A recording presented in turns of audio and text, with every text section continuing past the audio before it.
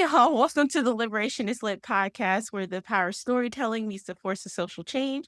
I'm your host, Taylor Simon, and in this podcast, we believe in the profound impact of stories. And I'm so excited to be joined with young adult author Jill Tew to talk about her books and dystopian romance and middle grade novels. Mhm. Hi, Jill. How are you today? Hi, thank you so much for having me.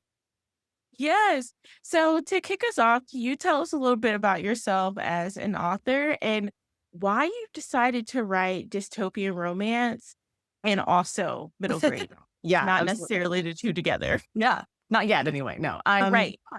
I grew up loving stories. I was definitely like a sci-fi nerd growing up. I used to watch all the, sci-fi shows with my dad, like Battlestar Galactica and Farscape and all these shows. And I also knew that I loved storytelling. I would make up stories for my friends, but I also knew that, as the parent of immigrants especially, my job was to get a practical job. Like that was my goal. We were staying on focus, we were staying on task. And so I did that. I went to a great school. I graduated into like a very like corporate environment. I went to business school. And so I was consulting and seeing all these companies up close and personal and felt my soul like slowly withering on like a personal and professional level. That I was doing the work, but it was not purposeful. I was not fulfilled. And so I began to burn out like one job after another. And eventually back in 2014, wow, some friends suggested that we go see a movie after work, some coworkers. And so I went with them to see this movie, and it was Divergent. And like walking home from that theater, I was like, I remember this feeling. I remember like wanting, like getting so lost in a story and like wondering what if and thinking about the future and like the perils of society. And like, I want to get this back, like now that I have it. And so I went home that night, and instead of cracking up my laptop to do more PowerPoint presentations, I began outlining my very first story. And took 7 years to finish that draft, but that book got me my agent, so it kind of all worked out.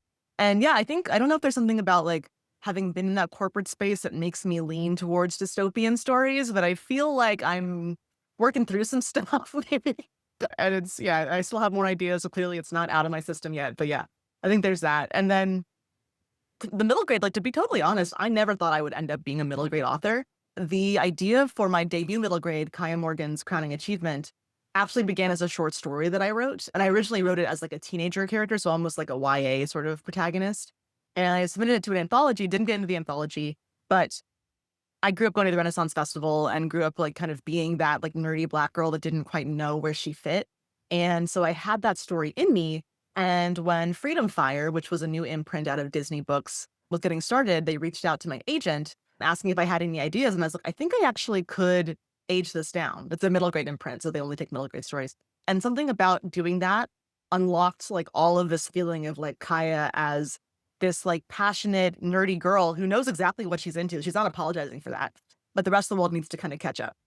And so like that was where that idea came from. And then from there, I have this actually, her bestie Rihanna has her own adventure at space camp. And so I began this sort of world, building this like world and universe of these like nerdy kids, nerdy black kids, and following their passions, and then also experiencing everything else that comes with being 12. So yeah.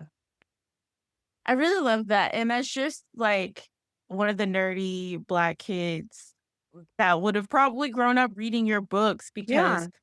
there wasn't a lot of representation for nerdy Really. black kids when There I really was was not. growing Yeah. up, but I also think about the dystopian young adult, and again, how that space wasn't really black. We had, like, Divergent, we had Hunger Yep. Games, it Yep. was very white space, and I just think about the roles of those dystopian novels kind of radicalizing me as a Mhm. young kid, even though I really didn't make the connections to yeah, these are 16-year-olds in the story, but how can I Mhm. myself take the lessons and incorporate it into the real life, sometimes not really not literal Yeah. dystopian Yeah, times right. that we're living in. Unfortunately, yeah. And yeah, that's super cool. And so I also wanted to talk about your newest book, An Ocean Apart. And I wanted to ask what inspired you to write a climate justice oriented novel, and what message did you hope readers would get from reading the book?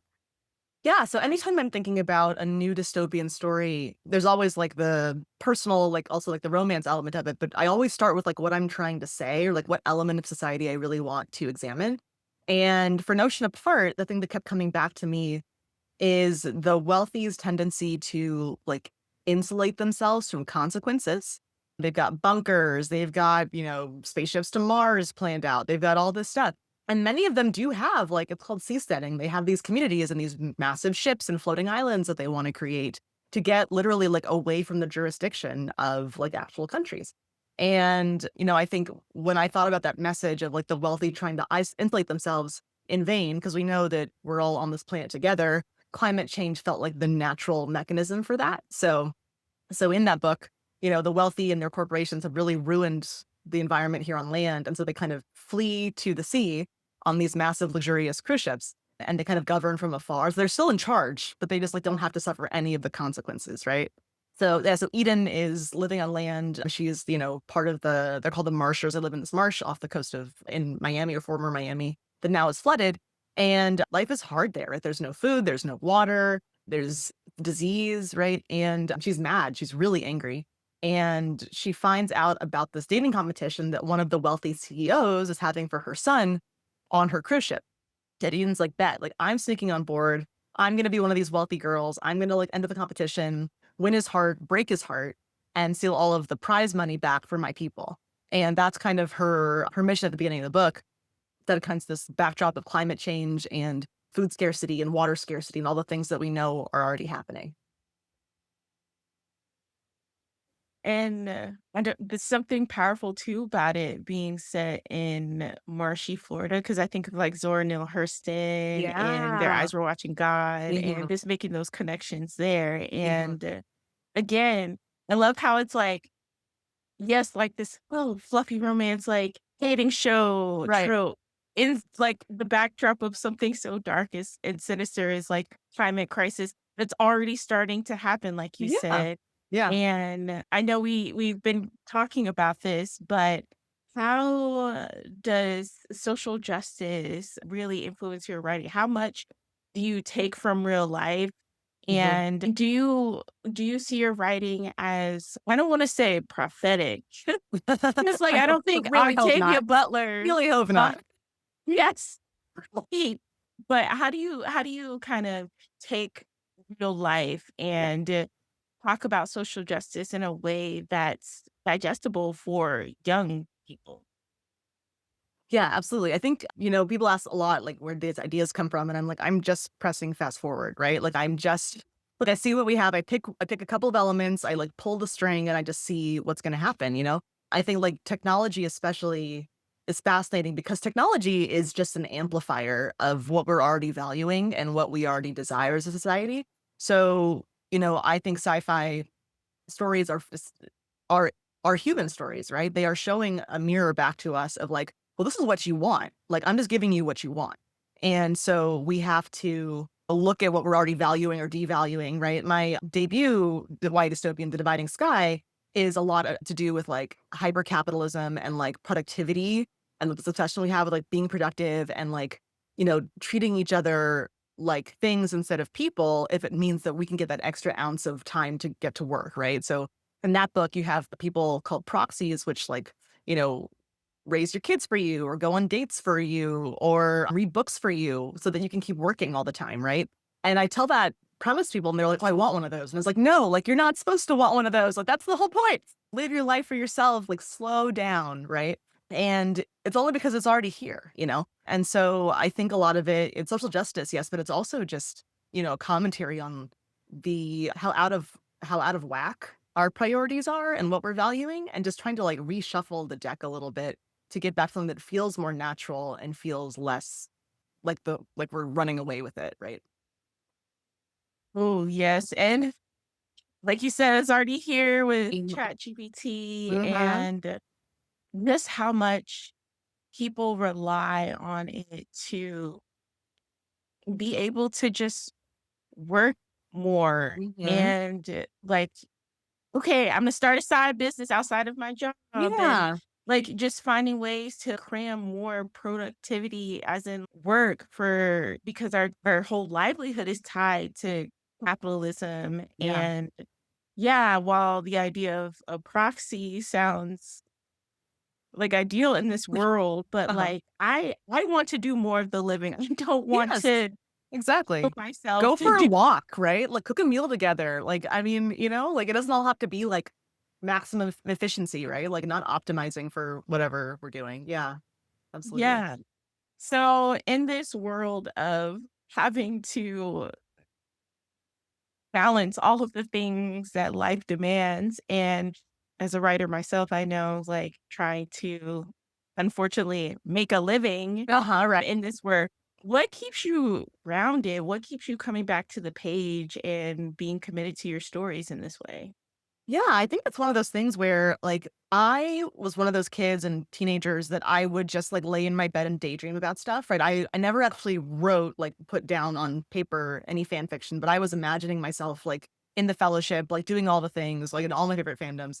And it took me a while to realize, like, not everybody does that, right? So, like, I would talk to friends and be like, "Oh, well, if we had the time, everybody would wanna write a novel, right?" And they were like, "No." Right? And I think that reality that, like, as writers, like, you are this kind of person that is born with story inside of you is actually not the norm. Like, that's not what everybody feels. And so I think once I realized that I was lucky enough to be able to, for the foreseeable future at least, like, have a career where I get to just tell all these stories that are pouring out of me and, like, process the world in this way that is just, like, how my brain works, like, I can't not do that, right? Like, I see story everywhere, I have ideas everywhere, because now that the tap is finally on, I'm just like, why wouldn't I, like, do that for as long as I'm able?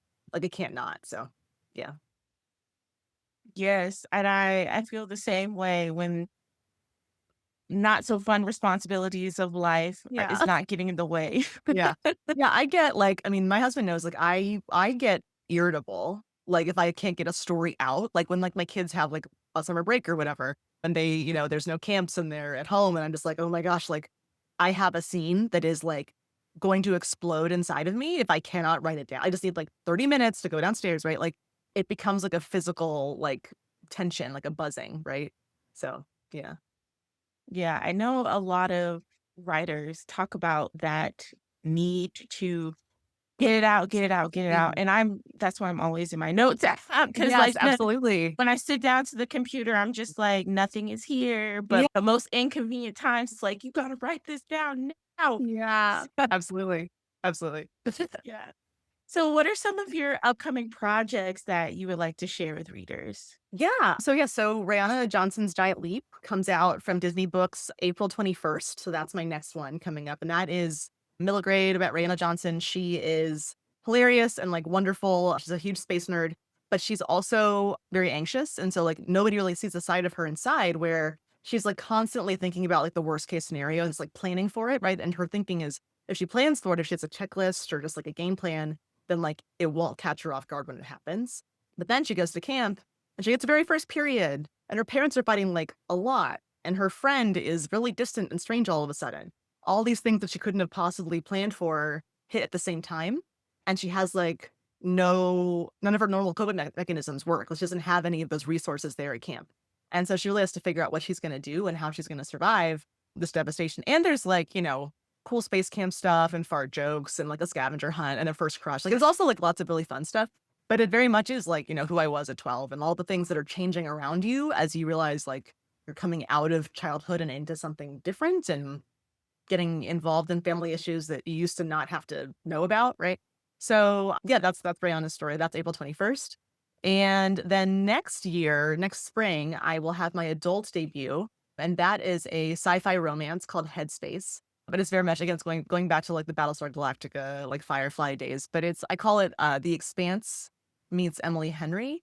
So the idea there is that there's a captain of a rebel spaceship whose husband was the ship's mechanic who kind of, like, defected a couple years ago, like, left the crew in a lurch, like, just, like, kind of left. He shows up back on the ship needing safe haven from, like, the space feds who are, like, after him. And to keep him safe, Nix, this captain, reluctantly agrees to harbor his consciousness in her brain. And so it's like forced proximity to its absolute limits. It's really fun. I love second chance romance. It's like everything I love in this package of the book. So it's very fun. Yeah.